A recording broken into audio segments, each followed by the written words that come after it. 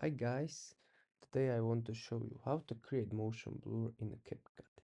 If you find this video interesting, don't forget to give it a like and subscribe. So, let's get started. First, open your CapCut and import your video. I have already uploaded my testing video. Drag the imported video into the workspace.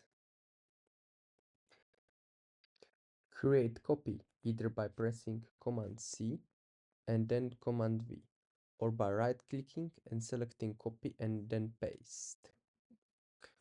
Next, open the effects section, which is the upper left, and find blur. I'm using the one with the man in it.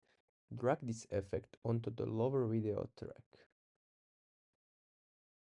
For the check if we've done it correctly, go to the right panel and click Hide Track. If hide, then it's fine. Then select the top video track and go to the Video and Mask option in the right panel. Choose the mask shape that works best for you. In my case, I'm using rectangle. You will notice that the mask needs to be inverted. So click on the reverse button. Now you just need to play with it a little so that the mask fits what you need to cover.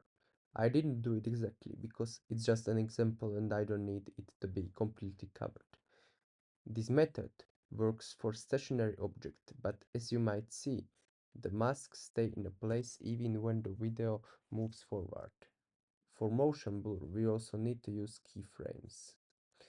Set the keyframes at the point where you want to blur the shift, and this will make your video look smoother. Make as many points as you need for a smooth running motion blur. And that's all for today. Thank you for watching guys and see you next time. And don't forget subscribe.